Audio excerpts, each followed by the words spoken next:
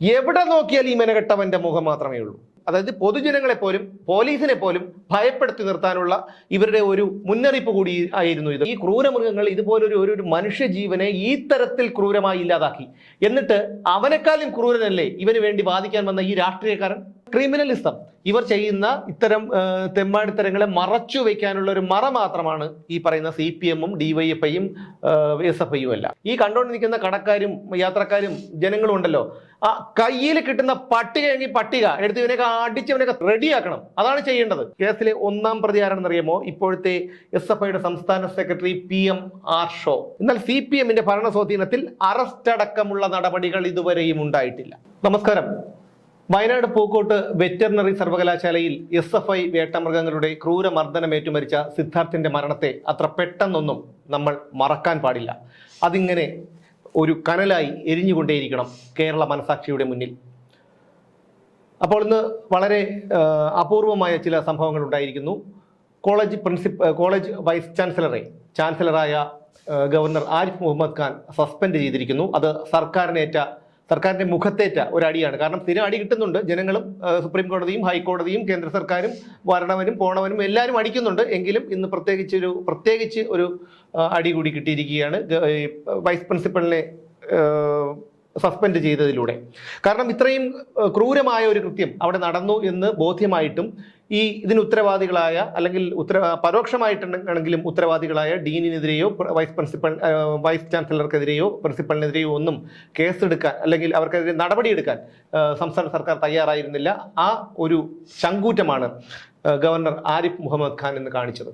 അപ്പോൾ അതുകൊണ്ട് തന്നെ ഈ സിദ്ധാർത്ഥിന്റെ മരണത്തെ നമുക്ക് എപ്പോഴും ഒരു ജ്വാലയായി ഇങ്ങനെ ഊതി കത്തിച്ചുകൊണ്ടേയിരിക്കണം. കാരണം കേരളത്തിലെ ജനങ്ങളുടെ മനസ്സിൽ ഇതൊരു അമർഷമായി നീറി പുകയുകയാണ്. ഓരോ അമ്മമാരുടെയും അച്ഛന്മാരുടെയും മനസ്സിലിങ്ങനെ പുകഞ്ഞുകൊണ്ടേയിരിക്കുകയാണ്.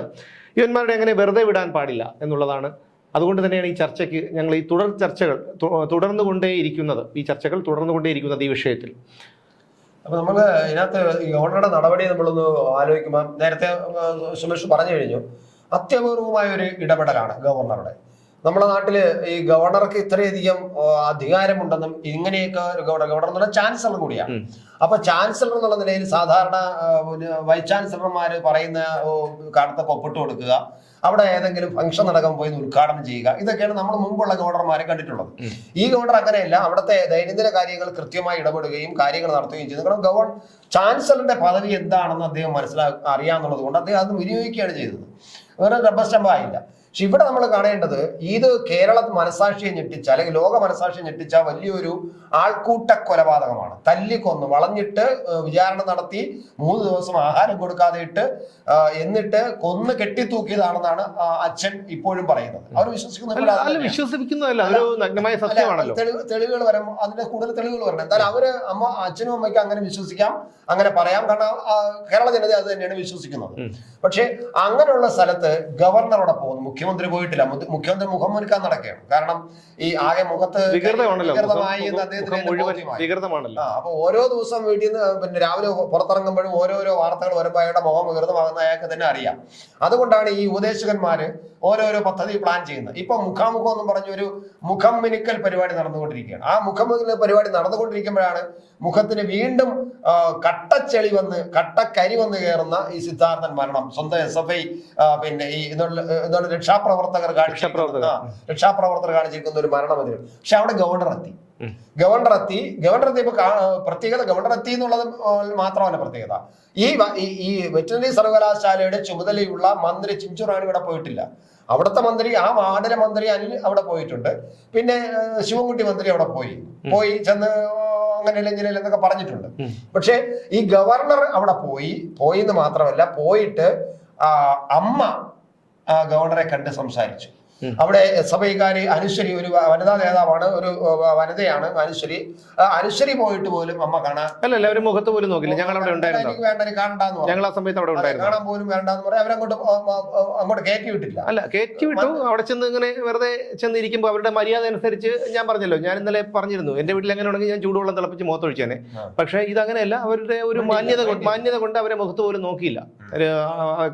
കയറാൻ അനുവദിക്കാതിരുന്നിട്ടൊന്നുമില്ല. പക്ഷെ മന്ത്രിമാരുടെ സ്ഥിതി അത് തന്നെയായിരുന്നു. മന്ത്രിമാര് ഇല്ലെന്ന് തോന്നുന്നു. അന്ന് ഞാൻ ഇല്ലായിരുന്നു. ആകെപ്പാടെ പുറത്തു വന്നിരുന്നത് ഈ അച്ഛനോട് മാത്രം സംസാരിച്ചുകൊണ്ടാണ്. പക്ഷെ ഗവർണർ അടുത്ത് പോയി ഗവർണറുടെ അമ്മ കാര്യങ്ങൾ പറഞ്ഞു, അത്യാവശ്യം സങ്കടങ്ങൾ പറഞ്ഞു, ഈ അച്ഛൻ കൃത്യമായിട്ട് സങ്കടങ്ങൾ പറഞ്ഞു. അദ്ദേഹം ഇതെല്ലാം കേട്ടിട്ട് വേണ്ടത് ചെയ്യാമെന്ന് പറഞ്ഞിട്ട് പക്ഷെ പുറത്ത് വന്നിട്ട് അദ്ദേഹം കൃത്യമായ നടപടിയെടുത്തു. വൈസ് ചാൻസലറെയാണ് സസ്പെൻഡ് ചെയ്തിരിക്കുന്നത്. കാരണം വെറ്ററിനറി സർവകലാശാലയുടെ ഏറ്റവും ഉന്നതിയിൽ നിൽക്കുന്ന ആളാണ് വൈസ് ചാൻസലറാണ്. വൈസ് ചാൻസലർക്കെതിരെ നടപടി എടുക്കാം, ബാക്കി ഏത് നടപടിയും ഗവർണർക്ക് എടുക്കാം, ചാൻസലർ എന്നുള്ളതിൽ നടപടി എടുക്കാം. അപ്പോൾ അങ്ങനെ നടപടി എടുത്തിരിക്കുന്നു എന്ന് പറയുമ്പോൾ അത് കേരളത്തിനെ സംബന്ധിച്ചിടത്തോളം ഒരു അത്യപൂർവമായ ഒരു ഇടപെടലാണ്. ആ ഇടപെടൽ നേരത്തെ സുരേഷ് പറഞ്ഞതുപോലെ മുഖത്തേറ്റ അടി തന്നെയാണ്. പിണറായി വിജയന്റെയും ഈ സർക്കാരിന്റെ മുഖത്തേറ്റ അടിയാണ്. ഇവരിനി ഇതിനെതിരായിട്ട് എന്താണ് ചെയ്യാൻ പോകുന്നത്? എന്തായാലും സെഞ്ചുറാണി ശരിയായില്ല എന്നൊക്കെ പറഞ്ഞിട്ടുണ്ട്. എന്താണ് പുറത്താക്കിയത് ഗവർണർ അല്ല വൈസ് ചാൻസലർക്ക് നടപടി എടുത്ത് ശരിയായില്ല എന്നൊക്കെ സെഞ്ചുറാണി പ്രോ വൈസ് ചാൻസലർ പറഞ്ഞിട്ടുണ്ട്. ബാക്കി എന്ത് ചെയ്യും? നടപടി എടുക്കുമോ അല്ലെങ്കിൽ ഇനി ഗവർണറുടെ നാട് കിടത്തോ? ഇവരെല്ലാവരും കോടതി പോകുമോ എന്നുള്ളതൊക്കെയാണ് നോക്കുന്നത്. പക്ഷെ ഈ ഉത്തരവ് ഇറക്കിയതിന് ശേഷം ഗവർണർ ജനങ്ങളെ കണ്ടപ്പോ, മാധ്യമപ്രവർത്തകരെ കണ്ടപ്പോ ഒരു പ്രത്യേക കാര്യം പറഞ്ഞു. അത് പറഞ്ഞതെന്ന് പറഞ്ഞാൽ അദ്ദേഹം നേരത്തെ പറയുന്നതാണ് SFI എന്ന് പറയുന്നത് ഒരു ബ്ലഡി ക്രിമിനൽസ് എന്ന് പറയുന്നതിന്റെ അർത്ഥം ഇപ്പൊ കേരള മലയാളികൾക്ക് മനസ്സിലായോ? ഗവർണർ വെറുതെ ബ്ലഡി ക്രിമിനൽസ് എന്ന് പറഞ്ഞതല്ലാന്ന് ഇപ്പൊ നമുക്ക് ബോധ്യമായി. എന്നിട്ട് അദ്ദേഹം പറഞ്ഞ ഒരു കാര്യം കൂടിയുണ്ട്, നമ്മൾ പലപ്പോഴും ചർച്ച ചെയ്തിട്ടുള്ളതാണ്. അതായത് SFIയും PFIയും കൂടെ ചേർന്നുകൊണ്ടാണ് ക്യാമ്പസുകളിൽ ഈ അക്രമ പ്രവർത്തനം നടത്തുന്നത്. അവർ ഒരുമിച്ച് ഒന്നായി ചേർന്നുകൊണ്ടാണ് സമരം നടത്തുന്നതെന്ന് ഗവർണർ കൃത്യമായിട്ട് പറഞ്ഞിരിക്കുകയാണ്. അവിടെ അതും നമ്മളൊരു അതിൽ അവർ ഏത് രീതിയിൽ ആരെടുത്താലും വിഷയമില്ല. അതിൽ ചില കാര്യങ്ങൾ പറയാതെ വയ്യ. കാരണം കേരള യൂണിവേഴ്സിറ്റിയുടെ യൂത്ത് ഫെസ്റ്റിവൽ ഈ വരുന്ന 7-ാം തീയതി മുതൽ 11-ാം തീയതി വരെയോ മറ്റോ നടക്കുകയാണ് ട്രിവാൻഡ്രത്ത്. അപ്പോൾ നടക്കുമ്പോൾ ആ കലോത്സവത്തിന്റെ പേര് ഇൻതിഹാദ എന്ന് പറഞ്ഞു കഴിഞ്ഞാൽ കുടഞ്ഞെറിയുക, തട്ടിത്തെറിപ്പിക്കുക, അങ്ങനെയുള്ള കുറച്ച് അറബ് വാക്കാണ്. ഈ അറബ് വാക്ക് ഉപയോഗിക്കുന്നവരാണ് ഹമാസുകാരാണ്. ഹമാസാണ് ഈ അറബ് വാക്ക് ഉപയോഗിക്കുന്നതെന്നാണ് നമുക്ക് മനസ്സിലാക്കാൻ കഴിഞ്ഞിട്ടുള്ളത്. അപ്പം നമ്മൾ മാത്രമാണ്, അതിലെനിക്ക് അഭിമാനമുണ്ട്. കാരണം ഇതൊരു മുതിർന്ന മാധ്യമ പ്രവർത്തകനാണ് എനിക്കിത് പറഞ്ഞു തരുന്നത്. കാരണം അദ്ദേഹം പല മാധ്യമങ്ങൾക്കും ഈ വിവരം കൈമാറിയിട്ടും അവരാരും ഇത് ചെയ്യാൻ തയ്യാറായില്ല. കാരണം അവരുടെ മാനേജ്മെന്റിന്റെ പ്രശ്നമായിരിക്കാം. പക്ഷെ ആ ഒരു മുതിർന്ന മാധ്യമ പ്രവർത്തകനാണ് എനിക്ക് ഈ ഒരു വിവരം തന്നതും. അദ്ദേഹം എന്നെ വിളിച്ച് ഈ വിവരം തന്നു. ഞാനത് ഇന്നലെ രാവിലെ വാർത്ത ചെയ്തു. ഇന്നലെ വൈകുന്നേരം ഹൈക്കോടതിയുടെ ഒരു ആശിഷ് എന്ന് പറയുന്ന ഒരു വിദ്യാർത്ഥി ഇത് സംബന്ധിച്ച് ഹൈക്കോടതിയെ സമീപിച്ചിട്ടുണ്ട്. കാരണം ഈ ഒരു പേര് മാറ്റണം എന്നാവശ്യപ്പെട്ടുകൊണ്ട് ഹൈക്കോടതിയെ സമീപിച്ചു. ആ ഹർജി ഫയൽ സ്വീകരിച്ചുകൊണ്ട് സംസ്ഥാന സർക്കാരിനും വൈസ് ചാൻസലർക്കും ഗവർണർക്കും ചാൻസലർക്കും ഹൈക്കോടതി നോട്ടീസ് അയച്ചിട്ടുണ്ട്. വിശദീകരണം ചോദിച്ചുകൊണ്ട് നോട്ടീസ് അയച്ചിട്ടുണ്ട്. അതായത് ഈ ഹമാസും പലസ്തീനും കേരളത്തിലെ യൂണിവേഴ്സിറ്റിയും തമ്മിൽ എന്താണ് ബന്ധം? തട്ടിത്തെറിപ്പിക്കുക, കുടഞ്ഞെറിയുക, പിന്നെ വേറെ എന്തൊക്കെയോ അർത്ഥങ്ങളുണ്ട്. ഇവിടെ ഈ തട്ടിത്തെറിപ്പിക്കുക അല്ലെങ്കിൽ കുടഞ്ഞെറിയുക എന്ന് പറഞ്ഞാൽ ആരെ കുടഞ്ഞെറിയുക, ആരെ തട്ടിത്തെറിപ്പിക്കുക? അതെ. അപ്പൊ ഈ ഇൻതിഹാദ എന്ന് പറയുമ്പോൾ അതുപോലെ തന്നെയാണ് ഹസൻ മുബാറക് SFIയുടെയോ എന്തോ DYFIയുടെ കേന്ദ്ര കമ്മിറ്റി അംഗമാണത്രേ. ഇവനാണ് ചാലക്കുടിയിൽ ഏത് വകുപ്പിന്റെ അപ്പോ ഇവനാണ് ചാലക്കുടിയിൽ SI അഫ്സലിനെ അദ്ദേഹത്തിന്റെ മാതാപിതാക്കൾക്കും ഒക്കെ വിളിച്ചുകൊണ്ട് ചങ്ങലക്കിടണമെന്നും പട്ടിയെന്നും ഒക്കെ വിളിച്ച് അധിക്ഷേപിച്ചത് ഇവരാണ്. ഇവനും അനുശ്രീയൊക്കെ കൂടിയാണ് മിനിഞ്ഞാന്ന് ഈ സിദ്ധാർത്ഥിന്റെ വീട്ടിൽ ഉളുപ്പില്ലാതെ വന്നത്. അവന്റെയൊക്കെ വായിൽ നിന്ന് വീഴുന്നത് കേൾക്കുമ്പോൾ പറയും ഇവനൊക്കെ ഏത് തരക്കാരന്മാരാണെന്നുള്ളത്. SFI എന്ന് ഇവർ പുറമേ പറയുന്നു. കാരണം ഇതിൽ എടുത്തു നോക്കൂ, ഇതിൽ എത്ര പ്രതികളുണ്ട്? ഈ പ്രതികളിൽ എത്ര പേരുടെ ഇവരുടെയൊക്കെ പേരുകളൊക്കെ ഒന്ന് പരിശോധിച്ചാൽ നമുക്ക് മനസ്സിലായി ഏകദേശം നമുക്ക് പിടികിട്ടും. നമുക്ക് ആ ലെവലിലോട്ട് പോകണ്ട. എന്തായാലും ഇതിനകത്ത് ഗവർണർ പറഞ്ഞത് PFI ഉണ്ടെന്ന് പറയുമ്പോൾ നമ്മൾ എടുത്ത് പറയണം. നമ്മൾ മുമ്പ് ചർച്ച ചെയ്തിട്ടുണ്ട്. നമ്മൾ മാത്രമാണ് എനിക്കൊന്നും അങ്ങനെ ചർച്ച ചെയ്തിട്ടുള്ളത്. കാരണം അവരുടെ പോസ്റ്ററുകൾ മൊത്തം IS മോഡലിലാണ്. ഗവർണറുടെ പേരിൽ ഗവർണർ പിന്നെ ആരിഫ് ഖാൻ എന്നേ പറയുള്ളൂ, മുഹമ്മദ് എന്നുള്ളത് ഒഴിവാക്കില്ല, സംഗി ഖാൻ എന്നേ പറയുള്ളൂ, മുഹമ്മദ് ഉപയോഗിക്കില്ല. പോസ്റ്ററുകൾ മുഴുവനും കറുത്ത തുണിയില് വെള്ള കൊണ്ട് വളരെ വികൃതമായിട്ട് അക്ഷരങ്ങൾ എഴുതുന്ന ഒരു ചെയ്തും ഇതെല്ലാം IS സ്റ്റൈലാണ്.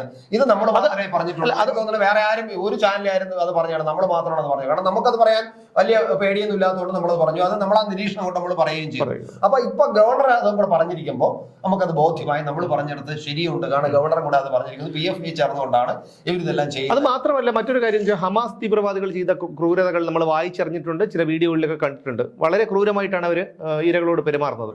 അതേ ക്രൂരതയല്ലേ ഇവിടെ നടന്നത്? പഴയ ഒരു SFIക്കാരന് ഇത് സാധിക്കൂ? ഇത്രയും ക്രൂരമായി സഹപാഠിയെ അല്ലെങ്കിൽ ഒരു മനുഷ്യജീവിയെ കൊല്ലാൻ ഒരു പഴയ SFI-കാരന് സാധിക്കുമോ? കാരണം ഇന്നത്തെ പല മന്ത്രിമാരും, ഈ രാജീവ് ഉൾപ്പെടെയുള്ള പല മന്ത്രിമാരും SFI-യിലൂടെ പ്രവർത്തിച്ചാണല്ലോ ഈ രംഗത്തെത്തിയത്. അപ്പോൾ അവർക്ക് എന്തെങ്കിലും ഇതുപോലെ ചെയ്യാൻ കഴിയുമോ? ചെയ്യാൻ കഴിയില്ല എന്നാണ് എൻ്റെ വിശ്വാസം. കാരണം അവരൊക്കെ ഇങ്ങനെ വിട്ടിത്തരവും മട്ടത്തരവും പറയുന്നല്ലാതെ അക്രമങ്ങളോ കാണിച്ചിട്ടുണ്ടെങ്കിൽ ഇത്രയും ക്രൂരമായിട്ടുള്ള അക്രമം നടത്താൻ അവരെ കൊണ്ട് കഴിയില്ല, അവർക്ക് ചെയ്തിട്ടുമില്ല, അവർക്ക് കഴിയില്ല.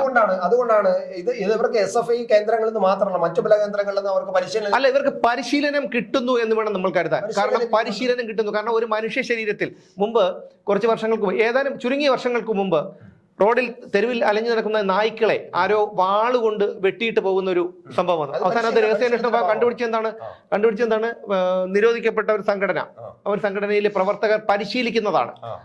ഓടിക്കൊണ്ടിരിക്കുന്ന ബൈക്കിലിരുന്ന് നായ്ക്കളെ വെട്ടി പരിശീലിക്കുന്നതാണ്. മാത്രമല്ല വാഴ വെട്ടി പരിശീലനമുണ്ട്. ഓടിക്കൊണ്ടിരിക്കുന്ന ബൈക്കിലിരുന്നുകൊണ്ട് വാഴ വെട്ടി പരിശീലിക്കുകയും ചെയ്തിരുന്നു. ഇതെല്ലാം അവർ പരിശീലിച്ചതാണ്. അപ്പൊ ഇതും ക്രൂരമായി കൊലപ്പെടുത്താനുള്ള അവരുടെ ഒരു പരിശീലനം മാത്രമല്ല, ഇത് മറ്റുള്ള വിദ്യാർത്ഥികളെന്നല്ല മറ്റാരെയും, അതായത് പൊതുജനങ്ങളെ പോലും പോലീസിനെ പോലും ഭയപ്പെടുത്തി നിർത്താനുള്ള ഇവരുടെ ഒരു മുന്നറിയിപ്പ് കൂടി ആയിരുന്നു ഇത്. കാരണം SFI-കാരൻ, അയ്യോ അവൻ SFI-കാരനാണ് എന്ന് ഒരു ഭയപ്പാടോട് കൂടി മാത്രമേ മറ്റുള്ളവർ കാണൂ. അവരുടെ നേർക്കാരും വിരൽ ചൂണ്ടില്ല, അവരുടെ നേർക്കാരും ശബ്ദമുയർത്തില്ല, അവർക്ക് നേരെ ആരും വിലക്കില്ല. ഇതൊക്കെ അവർക്ക് SFI-യിൽ കൂടെ ഇവർ കടന്നു കയറിയിരിക്കുന്നു കയറിയിരിക്കുകയാണ്. അത് മാത്രം SFI ഏതാണെന്ന് തിരിച്ചറിയാൻ പറ്റാത്ത അവസ്ഥയായി. കാരണം ഈ ഇത്തളുകൾ ഈ മരത്തിൽ പിടിച്ചു കഴിഞ്ഞാൽ കുറെ കഴിയുമ്പം മരം കാണില്ല, അവിടെ ഇത്തള് മാത്രമേ കാണുള്ളൂ എന്ന് പറയും പോലെ SFI-ൽ ഇപ്പൊ ഇവരെല്ലാം കടന്നു കയറി സ്ഥാനങ്ങൾ ഏറ്റെടുത്ത് കഴിഞ്ഞു. കുറെ കഴിയുമ്പോൾ SFI എന്നുള്ള സ്ഥാനം കാണില്ല. പിന്നെ അവിടെ കാണുന്നത് നമ്മൾ ഈ പറയുന്ന സ്ഥാപനങ്ങളായിരിക്കും. അതാണ് സംഭവിക്കാൻ പോകുന്നത്. അപ്പോഴും ഈ നേതാക്കന്മാർ SFI-യെ ന്യായീകരിക്കുകയും സംരക്ഷിക്കാനും കോടതിയിൽ പോയിട്ട് മജിസ്ട്രേറ്റ് മുമ്പ് തന്നെ പോയി ചെന്നിട്ട് ന്യായീകരിക്കാൻ പോയി മജിസ്ട്രേറ്റ് ഇറങ്ങി പോടെ എന്നാണ് പറഞ്ഞത്. അല്ല, അതിലൊരു കാര്യം എന്ന് പറഞ്ഞു കഴിഞ്ഞാൽ വളരെ ഞെട്ടിപ്പിക്കുന്ന ഒരു കാര്യം. കാരണം ഏറ്റവും കപടന്മാരെന്ന് പറഞ്ഞാൽ, ഇപ്പൊ ഒരാൾ പൊട്ടിത്തെറിക്കുന്നു, ദേഷ്യപ്പെടുന്നു, അവൻ ശുദ്ധനാണെന്ന് വേണം കരുതാൻ. ഏറ്റവും കപടൻ എന്ന് പറഞ്ഞാൽ വളരെ ശാന്ത സ്വഭാവിയായിട്ട് വളരെ ഇതായിട്ട് നടക്കുന്നവരാണ്. നമ്മൾ പല സിനിമകളിലും അത്തരം കഥാപാത്രങ്ങളെ കണ്ടിട്ടുണ്ട്. പക്ഷേ ഇന്നലെ മുൻ പ്രതിപക്ഷ നേതാവ് രമേശ് ചെന്നിത്തല ഒരു ആരോപണം ഉന്നയിച്ചിരുന്നു. അത് ആരോപണമെന്ന് നമുക്ക് വിശ്വസിക്കാൻ കഴിയില്ല. കാരണം ഈ സംഭവം നടന്നതിന്റെ അന്ന് മുതൽ തന്നെ സിദ്ധാർത്ഥിന്റെ അച്ഛൻ ജയപ്രകാശ് പറയുന്നുണ്ട്, ഇത് പാർട്ടിയുടെ സംരക്ഷണയിൽ തന്നെയാണ് ഇവർ ഒളിവിൽ താമസിക്കുന്നതെന്ന്. അത് കേരളത്തിൽ അരിയാഹാരം കഴിക്കുന്ന എല്ലാവർക്കും അറിയാവുന്ന ഒരു കാര്യവുമാണ്. കാരണം ഇത്രയും സമർത്ഥരായ പോലീസ് ഉദ്യോഗസ്ഥർക്ക് ഈ കുട്ടി ക്രിമിനലുകളെ പിടിക്കാൻ കഴിഞ്ഞില്ലെങ്കിൽ അത് പാർട്ടിയുടെ തടലിൽ തന്നെയായിരുന്നു. അത് ഇന്നലെ രാത്രിയോ മജിസ്ട്രേറ്റിന്റെ വസതിയിൽ പിടികൂടിയ 6 വേട്ടമൃഗങ്ങളെ, SFI വേട്ടമൃഗങ്ങളെ ഹാജരാക്കാനായി കൊണ്ടുവന്നപ്പോൾ ഈ പറയുന്ന നേതാവ് CK ശശീന്ദ്രൻ, മുൻ വയനാട് MLA, ചെരുപ്പിടില്ല, ക്ഷീരകർഷകൻ, വളരെ സാത്വികൻ, പാവങ്ങളുടെ പഴത്തലവൻ, അങ്ങനെ കുറച്ച് വിശേഷണങ്ങളൊക്കെയുള്ള CK ശശീന്ദ്രനും കൂടി വന്നു എന്നാണ് ഇന്ന് മാധ്യമങ്ങളിൽ കണ്ടത്. വന്നു എന്ന് മാത്രമല്ല, ജഡ്ജിയുടെ മുന്നിലേക്ക് അടുത്തേക്ക് കയറാൻ പോയപ്പോൾ കോടതി ജീവനക്കാർ തടഞ്ഞു, അവരെ തള്ളി മാറ്റി, പോലീസുകാർ തടഞ്ഞു, അവരെ തള്ളി മാറ്റി. എന്നിട്ടാണ് ജഡ്ജി പുറത്തിറങ്ങിക്കാൻ പറഞ്ഞു. അതിനുശേഷം DYSP-യോട് കയർക്കുകയാണ്, താനാണോ SFI-യെ കുറിച്ച് പറഞ്ഞത്? ഞാനാണെങ്കിൽ അടിച്ച് മുക്കമണ്ടറിനെന്ന് കൊടുത്തേനെ. കാരണം ആരെയും പേടിയില്ലാന്നേ. അല്ല, അധികാരം വെച്ച് ഞാൻ പറയില്ലേ, ഒരു അധികാരം കയ്യിൽ കിട്ടിയപ്പോൾ അത് ഫാസിസ്റ്റ് പ്രസ്ഥാനമായിട്ട് മാറുന്നതിന്റെ ഒരു ലക്ഷ്യം. ഫാസിസ്റ്റ് പ്രസ്ഥാനം നോക്കട്ടെ, ഇവന്മാര് പോട്ടെ, ഇവരെല്ലാം നമുക്ക് സഹിക്കാം. കാരണം ഈ ക്രൂരമൃഗങ്ങൾ ഇതുപോലൊരു ഒരു മനുഷ്യ ജീവനെ ഈ തരത്തിൽ ക്രൂരമായി ഇല്ലാതാക്കി. എന്നിട്ട് അവനെക്കാളും ക്രൂരനല്ലേ ഇവന് വേണ്ടി വാദിക്കാൻ വന്ന ഈ രാഷ്ട്രീയക്കാരൻ, ഈ CPM-കാരൻ, ഈ കമ്മ്യൂണിസ്റ്റുകാരൻ, ഈ അന്തം കമ്മി? അല്ല, അതേ സമയത്ത് ഇവിടെ കൊണ്ടുവന്ന് ബോർഡ് വെച്ച എങ്ങനെയാണ്? പിന്നെ സിദ്ധാർത്ഥ് SFI-കാരനാണ്. SFI-കാരനായ സിദ്ധാർത്ഥിനെ കൊന്ന ക്രിമിനലുകളെ എതിരെ മാതൃകാ നടപടി എടുക്കണം, ഞങ്ങൾ കൂടെ ഉണ്ടാകും, നീതിയോടൊപ്പം ഉണ്ടാകും എന്നാണ് ഇവിടെ ബോർഡ് വെച്ചത്. അവിടെ ചെയ്തിരിക്കുന്നത് എന്താണ്? ഈ CPM നേതാവ് ഈ പറയുന്ന ഇവിടെ ബോർഡ് വെച്ചവർ ക്രിമിനലുകൾ എന്ന് പറഞ്ഞ അവർക്ക് സംരക്ഷിക്കാനാണ് ഈ ശശീന്ദ്രൻ എന്നുള്ള നേതാവ് അവിടെ പോയത്. ആ ഇരട്ടത്താപ്പാണ് ഇതിന് ഇരട്ടത്താപ്പ് എങ്ങനെ പറയാൻ കഴിയും? ഇരട്ടത്താപ്പ് ഒന്നുമല്ല, എന്ന് പറയാൻ ഇരട്ടത്താപ്പ് എന്ന് പറഞ്ഞേക്കാളും നല്ല വേറെ എന്തെങ്കിലും വാക്കുകൾ നമ്മൾ കണ്ടെത്തണം. മലയാളത്തിൽ ഇല്ലാത്ത ചില വാക്കുകൾ, അത്രയ്ക്ക് ഈ നാശം പിടിച്ച ചില വാക്കുകൾ നമ്മൾ കണ്ടുപിടിക്കേണ്ടി വരും. CPM-നെ സംബന്ധിച്ചിടത്തോളം അവരുടെ നടപടി എന്തായാലും ഈ CPM-ന് ഇപ്പോ കാര്യം അവിടെ ജനങ്ങൾ മൊത്തം എതിർപ്പായി, വീട്ടുകാർ മുഴുവൻ എതിരായി, കേരളത്തിലെ ജനങ്ങൾ മുഴുവനും സോഷ്യൽ മീഡിയയിൽ ഇവന്മാർ ബോർഡ് വെച്ചതിനെ ഉടുപ്പില്ലേ നിനക്കൊക്കെ എന്ന് പറഞ്ഞിട്ട് ഒരുപാട് ഈ ബോർഡ് വെക്കാനായി പോയപ്പോ ഈ അവിടെയുള്ള പലരും എതിർത്തതാണ്. പക്ഷെ ഇവന്മാർക്ക് ഉളുപ്പില്ലല്ലോ. അതായത് ഈ എങ്ങനെയോ മനുഷ്യ രൂപം ഉണ്ടായിപ്പോയി. അല്ലാതെ ഉളുപ്പില്ലല്ലോ. അവിടെ ഒരു അനിഷ്ട സംഭവങ്ങൾ ഉണ്ടാകണ്ട എന്ന് വിചാരിച്ചിട്ടായിരിക്കണം നാട്ടുകാരും സിദ്ധാർത്ഥിന്റെ ബന്ധുക്കളും ഒക്കെ തടയാതിരുന്നത്. അത് അവിടെ കൊണ്ട് എത്രത്തോളം ഇവർക്ക് ഉളുപ്പുണ്ടെന്ന് നോക്കിക്കൊള്ളാം.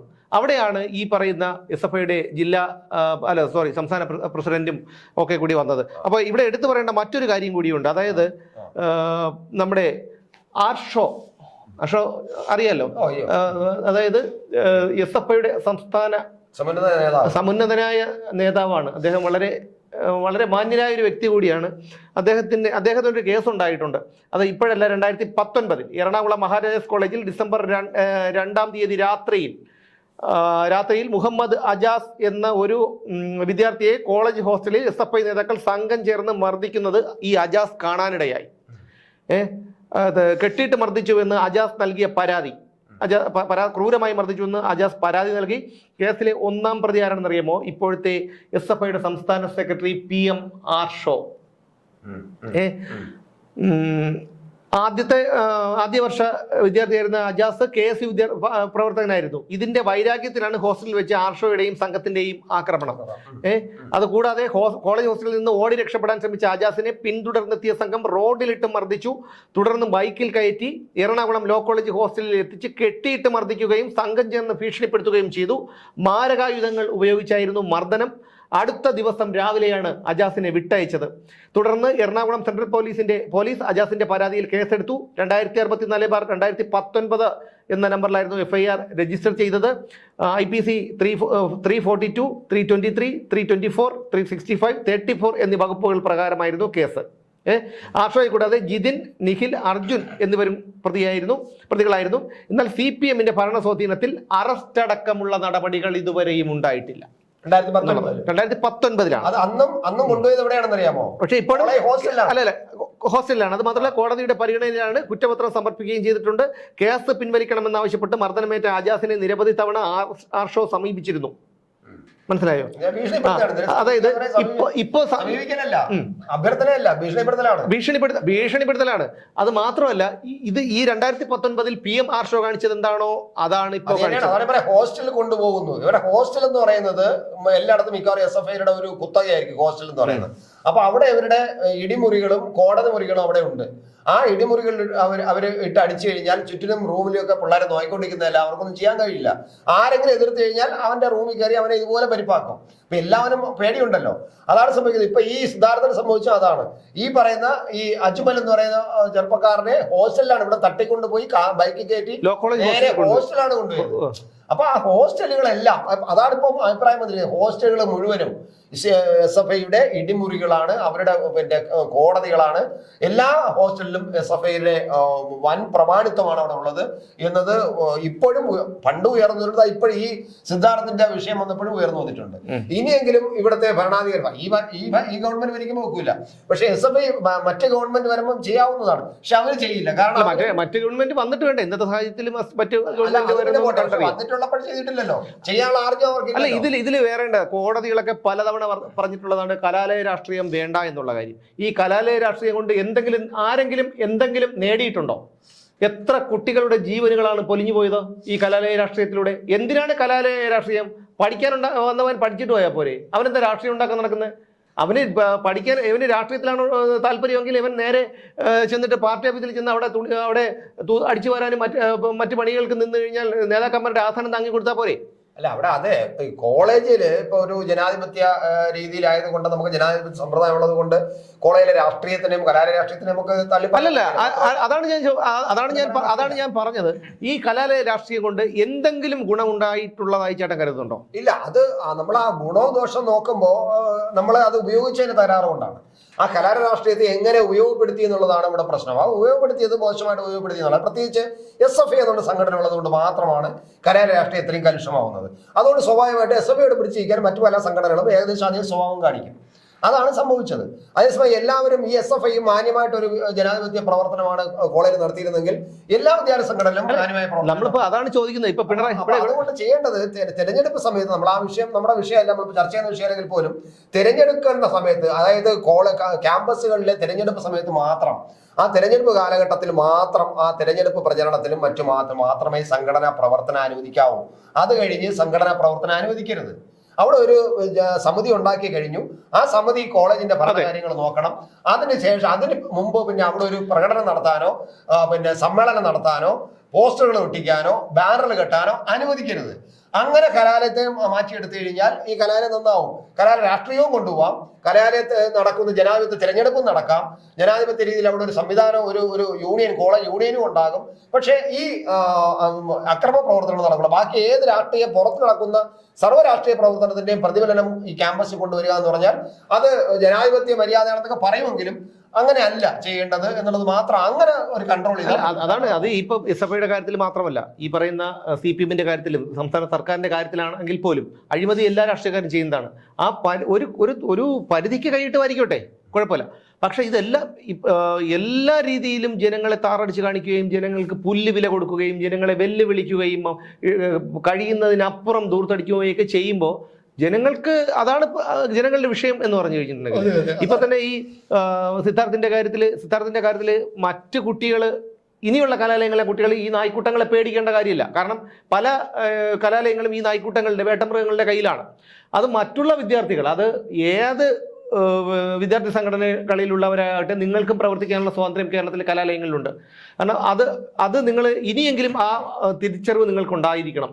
ആ തിരിച്ചറിവോട് കൂടി തന്നെ പ്രവർത്തിച്ചില്ലെങ്കിൽ ഈ SFIക്കാർ വളർന്നു വരുന്നത് സമൂഹത്തിന് ദോഷമാണ്. നിങ്ങൾ ഇത് കേൾക്കുന്ന ആർക്കെങ്കിലും പറയാൻ കഴിയുമോ, എൻ്റെ വീട്ടിനടുത്തൊരു SFI പ്രവർത്തിക്കുന്ന ഒരു പയ്യനുണ്ട്, അവൻ വളരെ നല്ല പയ്യനാണ്, അവൻ നല്ല സൽസ്വഭാവിയാണ് എന്ന് പറയാൻ ഇത് കാണുന്ന ആർക്കെങ്കിലും കഴിയുമോ?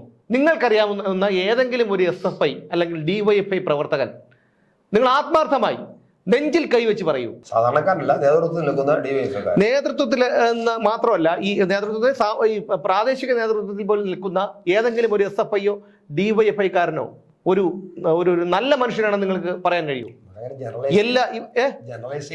ഞാനിത് പലരോടും ചോദിച്ചു, പലരോടും ചോദിച്ചിട്ടുണ്ട്. കാരണം മാന്യത ഉള്ള ഒരുത്തൻ ഇതിൽ നിൽക്കില്ലല്ലോ. അതാണ്. പക്ഷെ CPM എന്നുള്ള സംഘടന അവരെ അങ്ങനെ ആക്കി എടുത്തിരിക്കുന്നതാണ്. അവർക്ക് അത് വേണമെന്നുള്ളത്. ഇത് ആർക്ക് എങ്ങനെ ആക്കിയെടുത്താലും നമ്മൾ ഈ മനുഷ്യന് ചിന്താശേഷി തന്നിരിക്കുന്നതാണ് സ്വയം ചിന്തിക്കാനാണ്. അങ്ങനെയാണെങ്കിൽ മറ്റുള്ള കുട്ടികൾ എന്തുകൊണ്ടാകുന്നില്ല? എന്താണ് ക്രിമിനലിസം? ഇവർ ചെയ്യുന്ന ഇത്തരം തെമ്മാടിത്തരങ്ങളെ മറച്ചു വയ്ക്കാനുള്ള ഒരു മറ മാത്രമാണ് ഈ പറയുന്ന CPM-ഉം DYFI-യും SFI-യും അല്ല. മറ്റ് രാഷ്ട്രീയ പാർട്ടികൾ ആരും ഇവരെ സംരക്ഷിക്കില്ല എന്നുള്ളതാണ്. പക്ഷേ കേരളത്തിലെ ജനങ്ങൾക്ക് ഇപ്പോൾ ഒരു ചെറിയ തിരിച്ചറിവുണ്ടായിരിക്കുന്നു. ഇന്ന് രാവിലെ ഞാൻ ഡീൻ MK നാരായണൻ അദ്ദേഹത്തോട് വിളിച്ച് സംസാരിച്ചിരുന്നു. വിളിച്ചപ്പോൾ അദ്ദേഹം പറയുന്നതെന്ന് വെച്ച് കഴിഞ്ഞാൽ, ഇന്ന് വാർത്താസമ്മേളനം വിളിക്കുന്നുണ്ട്. വാർത്താസമ്മേളനം വിളിച്ചതിന് ശേഷം അതിൽ ഞാൻ എൻ്റെ കാര്യങ്ങളൊക്കെ വിശദീകരിക്കാം. വളരെ തളർന്ന ശബ്ദത്തിലാണ് അദ്ദേഹം സംസാരിക്കുന്നത്. ഒരു പക്ഷേ ഇവരെയൊക്കെ ഭയപ്പെട്ടിട്ടായിരിക്കാം, മനസ്സിലായോ? ഭയപ്പെട്ടിട്ടാണ് CPM-നെയും SFI-യെയും ഭയപ്പെട്ടിട്ടാണ് ഡീനൊക്കെ ഒന്നും ചെയ്യാത്തത്. കാരണം അതിപ്പോ വൈസ് ചാൻസലർ കൃത്യമായിട്ട് പറഞ്ഞിട്ടുണ്ടല്ലോ, വിദ്യാർത്ഥി സംഘടനകളുടെ ധാർഷ്ട്യമാണ് കാരണം എന്ന് പറഞ്ഞാൽ CPM എന്ന് പറയുന്നത് അല്ലെങ്കിൽ SFI എന്ന് പറയുന്നത് ദാഷ്ട്യം പിടിച്ച പിന്നെ ക്രിമിനലുകളാണ് എന്നാണ്. അത് എല്ലാവർക്കും അറിയാം.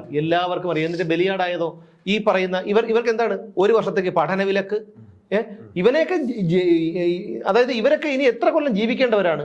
അപ്പൊ ഇവരുടെ ഉള്ളിലെ ഈ മൃഗീയ വാസന വളരുന്നതല്ലാതെ കെട്ടുപോകില്ല, ഒരിക്കലും കെട്ടുപോകില്ല.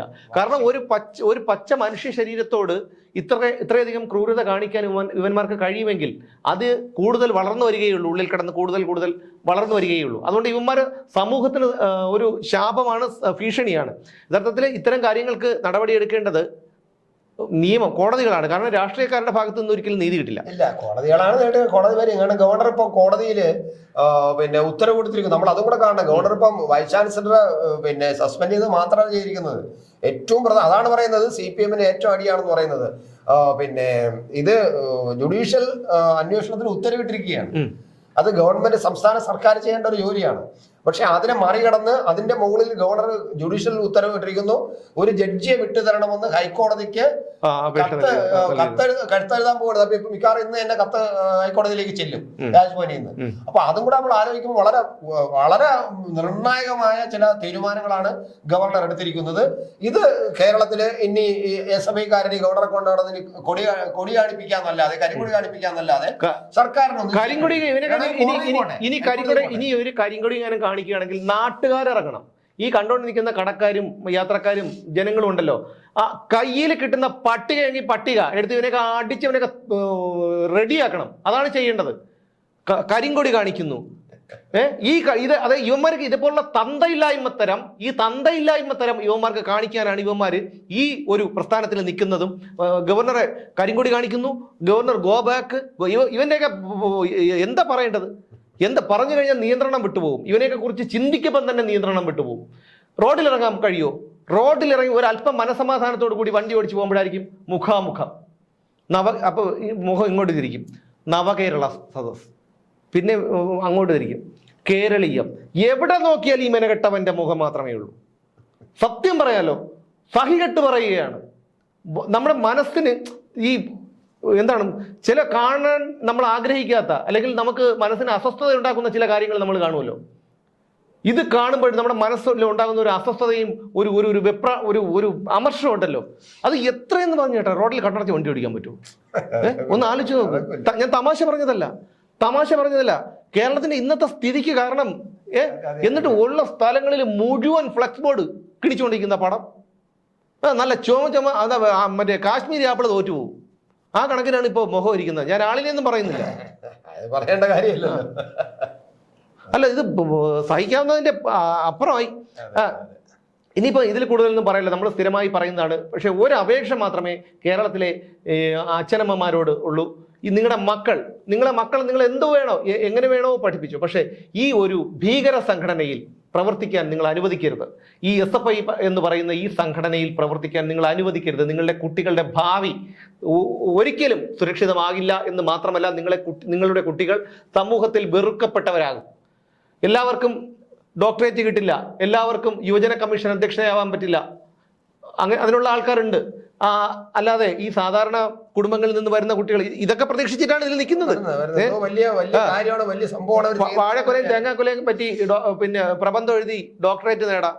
തേങ്ങാക്കൊലയിൽ ഡോക്ടറേറ്റ്, കിട്ടൂലല്ലോ, സാധാരണക്കാരന് കിട്ടൂലല്ലോ, പരിക്കച്ചക്കയിൽ ഡോക്ടറേറ്റ്. അല്ല അതെ. അപ്പം അതുകൊണ്ട് നിങ്ങൾ ദയവ് ചെയ്ത് കേരളത്തിലെ അച്ഛനമ്മമാരോട് എനിക്ക് പറയാനുള്ള ഒരേ ഒരു കാര്യം എന്ന് പറഞ്ഞാൽ, നിങ്ങൾ നിങ്ങളുടെ കുട്ടികളെ ഈ SFI എന്ന് പറയുന്ന നശിച്ച പ്രസ്ഥാനത്തിൽ നിങ്ങൾ പ്രവർത്തിക്കാൻ വിടാതിരിക്കുക. നിങ്ങളുടെ കുട്ടികളെ നിങ്ങൾ തന്നെ അതുപോലെ നിങ്ങളൊരു കൂട്ടായ്മ ഉണ്ടാക്കുക. ഏത് ഒരു കോളേജിൽ ഒരു കലാലയം ആയാലും, കലാലയത്തിലായാലും, സ്കൂളായിരുന്നാലും, കോളേജ് ആയിരുന്നാലും, പിന്നെ അതുപോലെ ITI ആയിരുന്നാലും ഒക്കെ നിങ്ങളൊരു ഈ പേരൻസിൻ്റെ ഒരു കൂട്ടായ്മ, PTA അല്ലാതെ ഒരു കൂട്ടായ്മ നിങ്ങൾ ഉണ്ടാക്കുക. ഇതുപോലുള്ള തെമ്മാടികളെ നിങ്ങൾ കൈകാര്യം ചെയ്യണം. കാരണം നിങ്ങളുടെ മക്കൾക്ക് പിന്നാലെ വേറെയും മക്കൾ വരുന്നുണ്ട്. അവർക്ക് വേണ്ടി നമ്മൾ ഇത്രയെങ്കിലും ചെയ്യണ്ടേ? അതുകൊണ്ട് സിദ്ധാർത്ഥിൻ്റെ ഈ ഒരു മരണത്തിനോടനുബന്ധിച്ച് ഈ വൈകി എന്ന് പറയാൻ പറ്റില്ല എങ്കിൽ പോലും ഗവർണർ ഇതുപോലൊരു നടപടി എടുത്തത് തീർത്തും ആശാവഹമാണ്. അദ്ദേഹം അതുപോലെ തന്നെ ഇനി ജുഡീഷ്യൽ അന്വേഷണം വരട്ടെ. ഈ പ്രതികളെല്ലാം ഇവന്മാരെല്ലാം ശിക്ഷിക്കപ്പെടണം. ഇവൻ്റെയൊക്കെ ഭാവി ഇരുളടഞ്ഞു പോകണം. ഇവനൊക്കെ ഇതുപോലെ തെണ്ടിത്തിരിഞ്ഞ് നടക്കണം. ഈ തെരുവിലൂടെ തെണ്ടിത്തിരിഞ്ഞ് ഒരു നേരത്തെ ആഹാരത്തിന്, കാരണം നാളെയൊക്കെ കഴിഞ്ഞങ്ങ് പോകുമല്ലോ. കഴിഞ്ഞങ്ങ് പോകും. പിന്നെ ഊർജ്ജമൊക്കെ അങ്ങ് മാറുമ്പോൾ ഇവനൊന്നും ഒരുത്തനും ഒരു പണി പോലും കൊടുക്കില്ല. പണിയെടുക്കാൻ അവർക്ക് താല്പര്യമില്ലല്ലോ. ഒരു നേരത്തെ ആഹാരത്തിന് വേണ്ടി ഇവനൊക്കെ തെണ്ടി നടക്കണം. അതുപോലെ ആ സിദ്ധാർത്ഥ എന്ന് പറയുന്ന പയ്യൻ ജീവൻ പോകാൻ നേരത്തെ അവൻ്റെ ഒരു പിടച്ചിലുണ്ടല്ലോ, അതൊക്കെ ഇവനൊക്കെ അതുപോലെ എന്തെങ്കിലും അസുഖം വന്നോ, എന്തെങ്കിലും ഇതിൽ അപകടത്തിൽപ്പെട്ടോ ഇവനൊക്കെ അങ്ങനെ അനുഭവിച്ച് തന്നെ ഒടുങ്ങിത്തീരണം എന്നാണ് എനിക്ക് പറയാനുള്ളത്. എന്താണെന്നറിയോ, വൈകാരികമായിട്ട് തന്നെയാണ് ചേട്ടാ പ്രതികരണം. എന്തിനാ നാട്ടുകാരുടെ മുമ്പിൽ മറയ്ക്കുന്നത്? നമ്മുടെ കൂടെയുള്ള ഒരു സഹജീവി, എൻ്റെ സഹോദരിയുടെ മോൻ്റെ പേര് സിദ്ധാർത്ഥ എന്നാണ്. അതുപോലെ ഇന്നലെ ജനം TV ഡിബേറ്റിൽ ഷാജഹാൻ സാറ് ഷാജഹാൻ സാർ കരയണ നമ്മൾ കണ്ടിട്ടില്ല കേട്ടോ. പുള്ളി അങ്ങ് പൊട്ടിക്കരയും. പുള്ളിയുടെ മോൻ്റെ പേര് സിദ്ധാർത്ഥ എന്നാണ്. ഒന്നാലോചിച്ചു, നമ്മളൊക്കെ ഇവരൊക്കെ ആ ഒരു ഇതിൽ എന്നിട്ടും അതിന് ഇപ്പൊ കുറെ ഒരു മരക്കഴുതകളെ കാരണം ന്യായീകരിക്കാൻ വേറെ എന്തില്ല. ഇവൻ്റെയൊക്കെ പേരെന്താ, ജിഷ്ണു ഷാജി എന്നും പറഞ്ഞൊരുത്തനാ ഇന്നലെ ഇതിൽ വന്നത്, ജനം TV ഡിബേറ്റിൽ വന്നത്. KM ഷാജഹാൻ സാർ കരയാണ്. അദ്ദേഹത്തിന്റെ മോന്റെ പേര് സിദ്ധാർത്ഥ എന്നാണ്. ഓർമ്മ വന്ന് അപ്പൊ നമ്മൾ ചിന്തിക്കും, നമുക്ക് ഈ കയ്യടിക്ക് വേണ്ടിയോ അല്ലെങ്കിൽ ലൈക്കിന് വേണ്ടിയോ കമന്റിന് വേണ്ടിയോ ഷെയറിന് വേണ്ടിയോ അല്ലെങ്കിൽ മറ്റൊന്നിനും വേണ്ടിയിട്ടല്ല ഈ പ്രതികരിക്കുന്ന ഭാഷ രൂക്ഷമായി പോകും. ആ രൂക്ഷമായി പോകുന്നത് ഒരു സാധാരണ ഒരു മനുഷ്യൻ എന്നുള്ള നിലയിൽ ചിന്തിക്കുന്നത് കൊണ്ടാണ്. അത് നിങ്ങൾ ഏത് രീതിയിൽ എടുക്കും എന്നെനിക്കറിയില്ല. അങ്ങനെ എന്തെങ്കിലും ഈ വാക്കുകൾ രൂക്ഷമായി പോയിട്ടുണ്ടെന്നോ എന്ന് നിങ്ങൾക്ക് തോന്നുന്നുണ്ടെങ്കിൽ ഞാൻ നിങ്ങളോട് ക്ഷമ ചോദിക്കുന്നു. എന്തായാലും ഈ ഒരു സിദ്ധാർത്ഥിന്റെ മരണം ഇതിങ്ങനെ അണഞ്ഞു പോകാൻ പാടില്ല. നമ്മൾ മലയാളികൾ ഇതിനോടൊപ്പം ഓരോ അച്ഛനമ്മമാരും ഈ സിദ്ധാർത്ഥിന്റെ അച്ഛനോടും അമ്മയോടും ഒപ്പം നിൽക്കണം. ഈ SFI വേട്ടമൃഗങ്ങൾക്ക് അവർക്ക് അർഹമായ ശിക്ഷ കിട്ടുന്നത് വരെ ഇവരെയൊക്കെ അയിത്തം കൽപ്പിക്കണം. ഇവനെന്ന് ഒരു വീട്ടിൽ നിന്ന് ഒരു നിങ്ങളുടെ മക്കളെ പോലും കൂട്ടുകൂടാൻ വിടരുത്. ഇവനൊന്ന് ഒരു ഗ്ലാസ് വെള്ളം ഇവനെ വീട്ടിൽ കയറ്റരുത്. ഇവന്മാരെ ഒരു ഗ്ലാസ് വെള്ളം ചാവാൻ കിടന്ന ഇവന്മാർക്ക് ഒരു തുള്ളി വെള്ളം കൊടുക്കരുത്. അങ്ങനെ ഇവന്മാരെ ഒറ്റപ്പെടുത്തി പേപ്പട്ടിയെ പോലെ ഇവന്മാരെ സമൂഹത്തിൽ നിന്ന് അകറ്റി നിർത്തണം. ഇത് മാത്രമേ പറയാനുള്ളൂ. എന്തായാലും വീണ്ടും കാണാം മറ്റൊരു വിഷയത്തിലൂടെ.